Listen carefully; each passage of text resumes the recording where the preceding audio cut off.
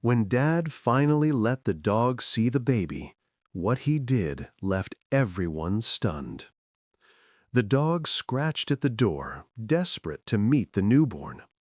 When the father finally allowed it, what happened next would change everything this family thought they knew about love, trust, and loyalty. Marcus Reed, 32, worked relentlessly as an auto mechanic in a small Pennsylvania town. His hands always smelled of oil, his shirts perpetually stained, but he never complained. Every exhausting day had one purpose: to give his wife Laura the life she deserved.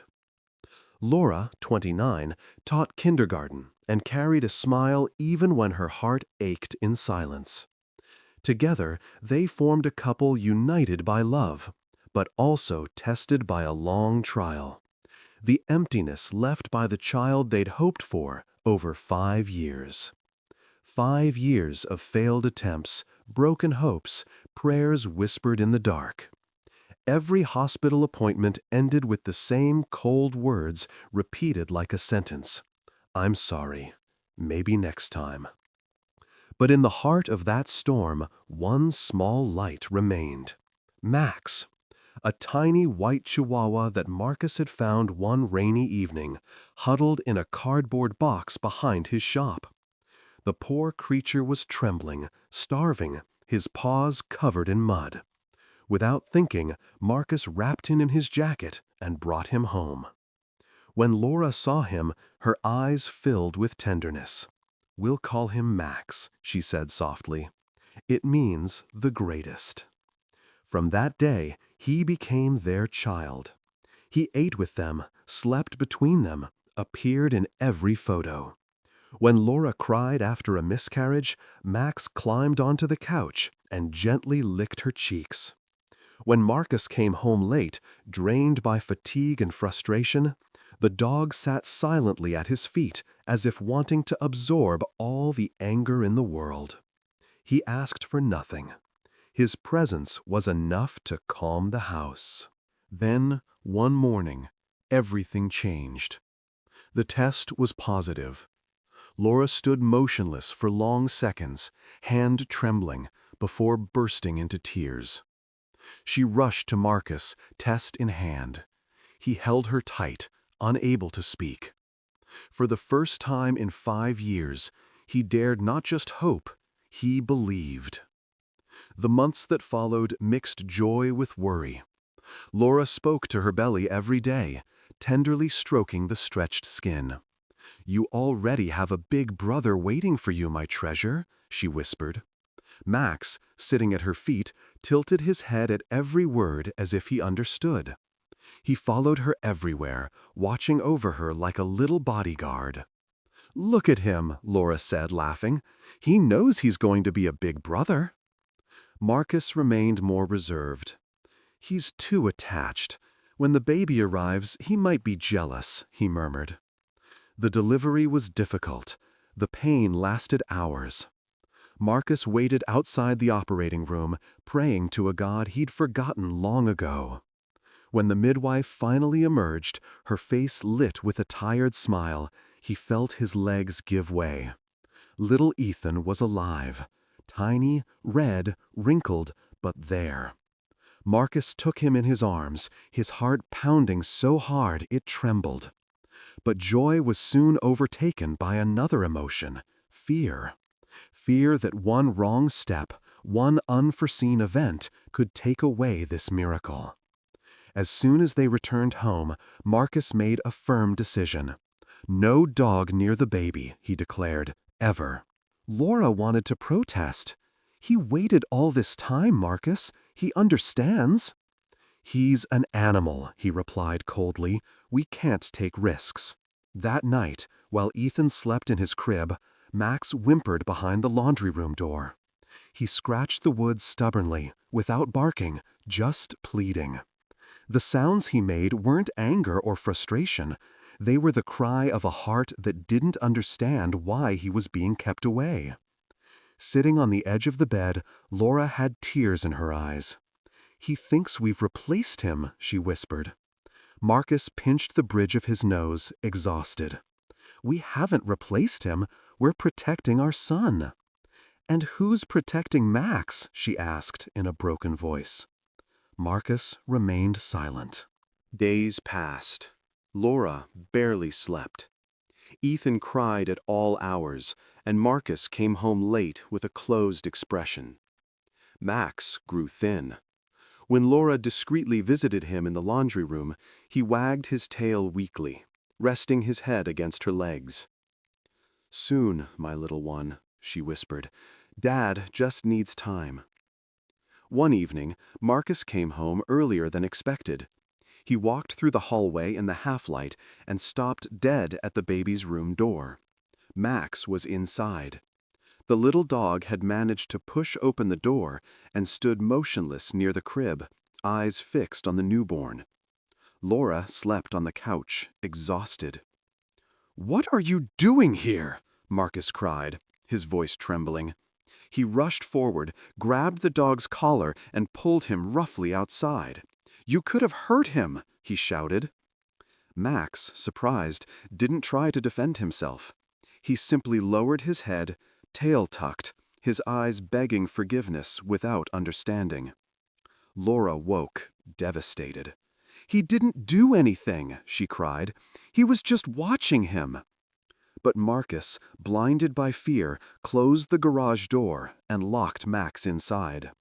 The sound of the bolt echoed through the house like a sentence. That night, the dog didn't eat. In the silence, only occasional soft whimpers came from the garage. Then, one night, the wind howled and rain battered the windows. Ethan wouldn't stop crying. His little fists beat the air, his face red with exhaustion. Laura tried everything: lullabies, feeding, changing blankets. Nothing worked. From deep in the garage, a sound rang out, scratching first, then barking. Max, frantic with worry, scratched at the door with desperate energy. "Make him stop!" Marcus shouted. "What if something's wrong?" Laura pleaded. "What if he senses something?" "He's a dog, Laura," he replied sharply. "He doesn't know anything." Max continued. His barks were short, urgent, almost begging. Ethan's breathing became labored, the air heavier. "Let him in," Laura whispered. "Please, Marcus." For a few seconds, he hesitated. Then, in a sudden move, he headed to the garage door.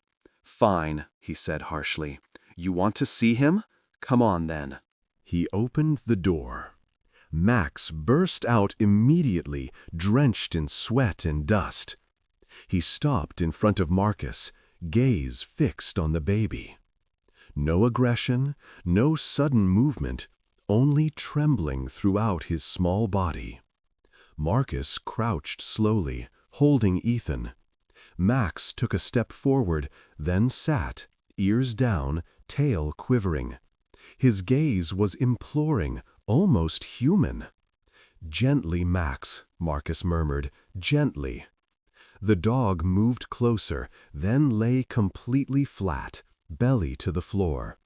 He extended his head, bringing his muzzle near the baby. Ethan suddenly stopped crying.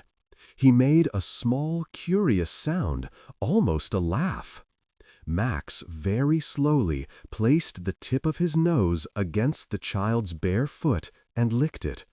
Then he backed away and sat again, eyes wide open. Laura burst into silent sobs. "He understands," she breathed. "Look, Marcus, he understands." The baby let out a small laugh, the first since coming home. His face relaxed, his hands opened. Max raised his head, gently wagging his tail. Marcus, moved despite himself, felt his throat tighten. That night, Max refused to leave the bedroom. He lay at the foot of the crib and stayed there, motionless, muzzle resting on his paws. The following days, everything gradually changed. Max regained his place in the house without anyone speaking of it.